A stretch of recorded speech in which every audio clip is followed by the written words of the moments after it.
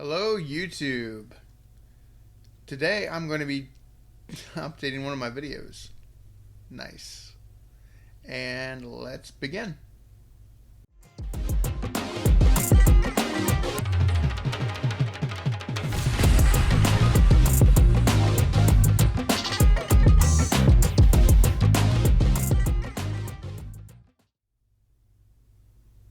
Okay, to begin this video, I'm going to introduce the idea of what I'm doing in a very terrible manner because I cannot speak well because reasons. Who knows? Anywho, I made an introduction to chess video years ago. Like we're talking like maybe over 10 years ago, maybe longer. Um, and that was a funny video because it was poorly done and poorly edited and just a wild mess, a crazy wild mess. Well, today I will be teaching you how to play chess, which, I mean, you might already know how to play chess. So, this is just for my own benefit so I can see if my video editing skills and at least teaching methods have gotten better. So I should have wrote a script, but here we go. Starting with the pawns. We have a board here, as you see, with white and black pieces. The pawns are on this. I forget if it's a rank or file, but this whole line right here, with these pieces that all look identical, those are known as pawns, and they move in one direction. They move forward, and at the beginning of their move step, if they have not moved at all, they can move up 2 squares instead of 1. So that's very important to remember. They capture diagonally. So let me show you an example.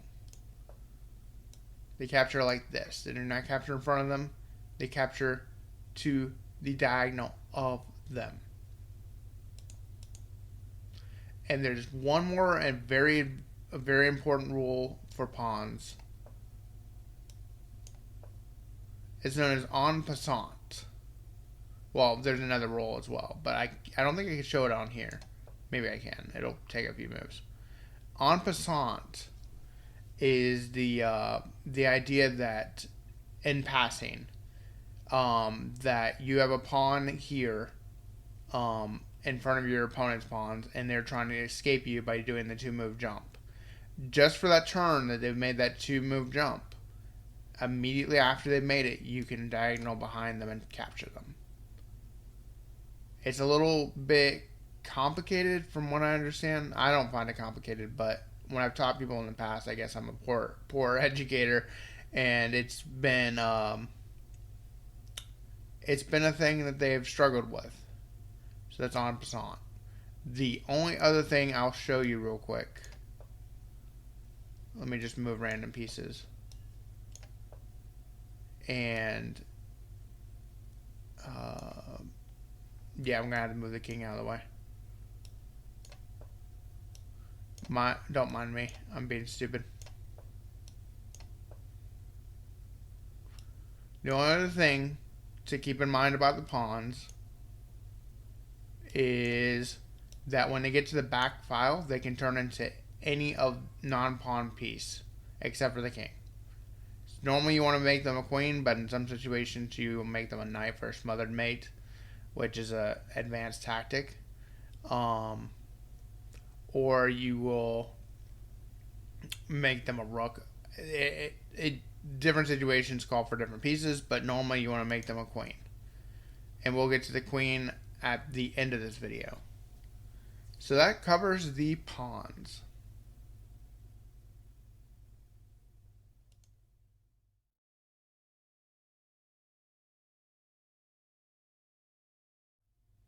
Okay.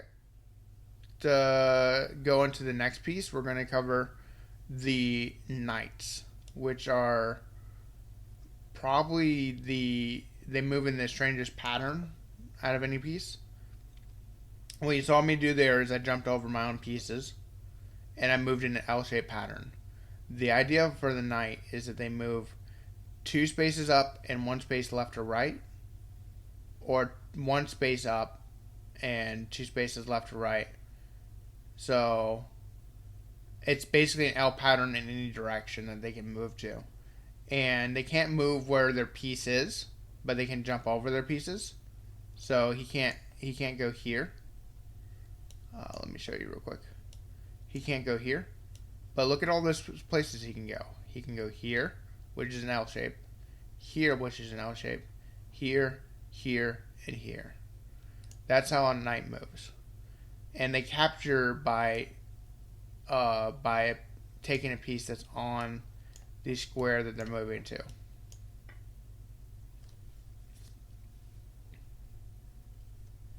Okay. And that's as much as you need to know about the knights.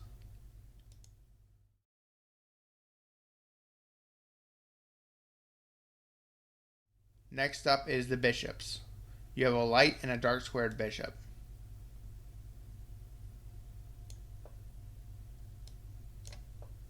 This is the light squared bishop. Bishops move as many open spaces as they can on the diagonal of their color.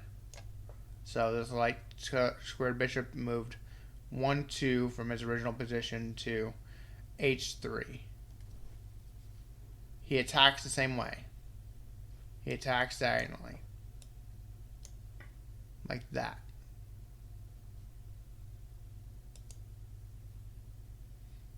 And that is that's a pretty simple piece. You have you start with a light and dark squared bishop, and that's how they work. It's pretty simple.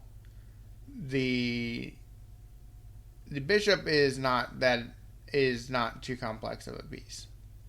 The next piece we're going to discuss is going to lead to the queen.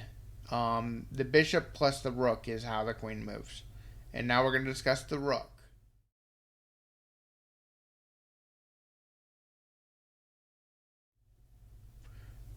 The rook moves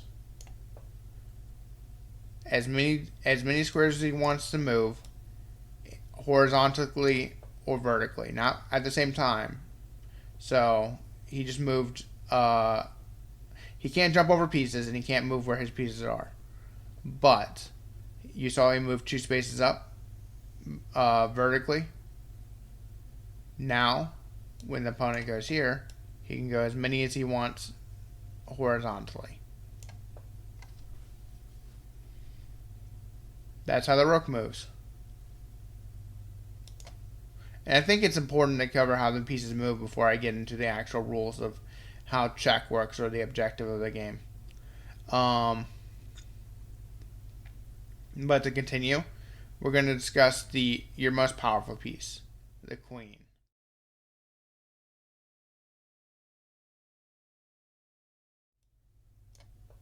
The queen moves like a bishop and a rook at the same time.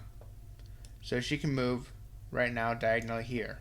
And this will be a good spot to show how she moves. She can now move to every square that is highlighted by that black dot. She moves just like a rook does and just like a bishop does. So she has omnidirectional movement and any amount of squares. So she can move diagonally as many squares as she wants, or horizontally and vertically as many squares as she wants, which changes based on her position. So she could be on dark square. She can be on a dark square, meaning she can move diagonally along dark squares. Like, let me give you an example, like this. Or she can be on a light square and do this. The queen is your most powerful piece, arguably. And so we're going to continue to the next piece. And I'm sorry I'm rushing this along, but this is just a quick video to make up for what I did years ago. The king. which is the most valuable piece. Maybe not the most powerful, but the most valuable piece. He is the objective of the game. The king, which I'll have to move some pieces to show you how he moves.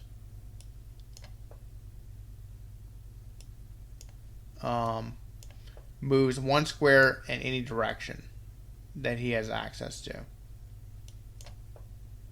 So he can't move.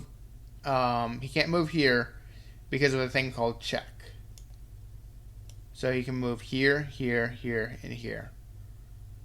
The king is the main objective of the game, and when he is in danger of being captured, it is known as check. So let's say I move here.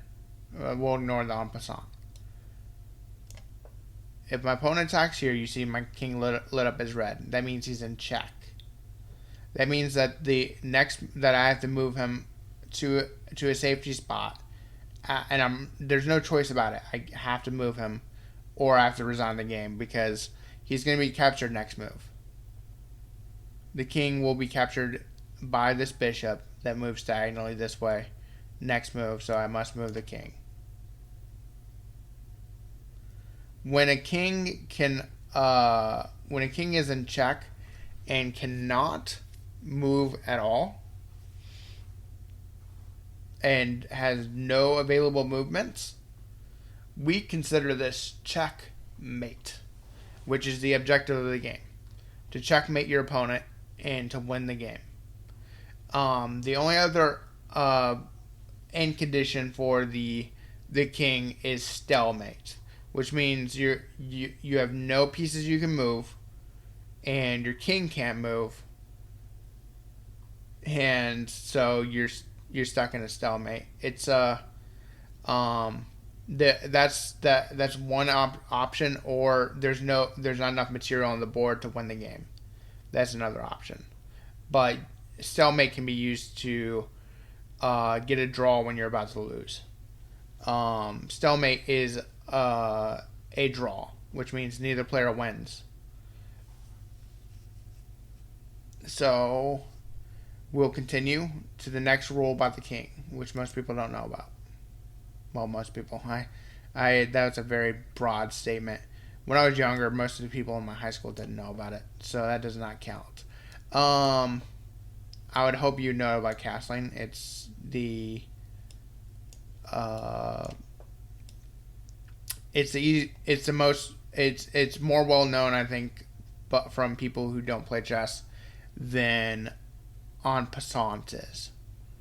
En passant is a little bit nuanced and weird. Let's start moving pieces. And we are going to try to move all these pieces out so I can show you the two kinds of castles. Castling. Castling is fortifying your king by moving it 2 spaces toward a rook and putting the rook on the other side.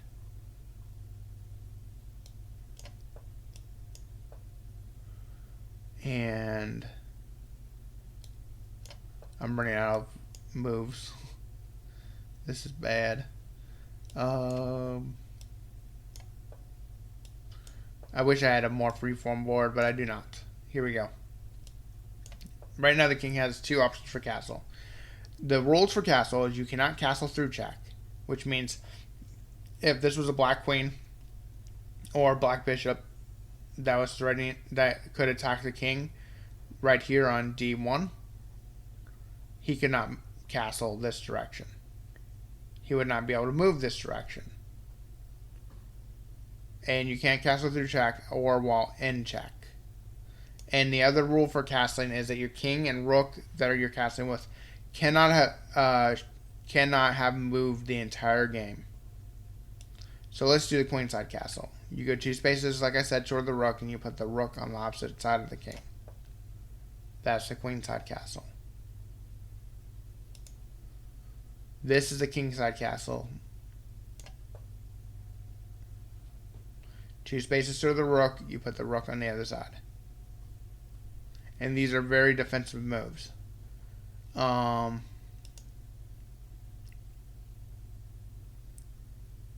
And that sums up the king. more advanced guides will teach you the actual how to get to checkmate, like not checkmate, how to finish a game with like different kinds of end games like king rook, bishop bishop king, stuff like that.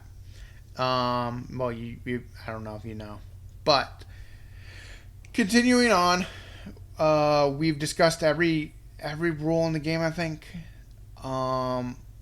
The only other rule I have not discussed is repetition. Now, there is one other way to get a draw, and that is repetition. Let's say I move here, queen moves here, king moves here, queen moves here, king moves here, and we just repeat this. Anytime the board state repeats itself 3 exact times,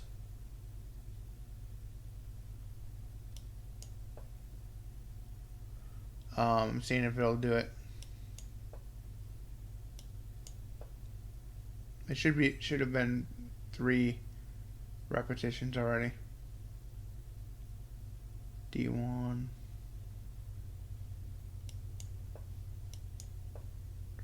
I don't think it'll do an analysis board, but the game ends by draw. If you repeat the exact same board position, means no pieces changed. Every piece was in the same the same place, and that board position repeats 3 times. That's known as draw by repetition.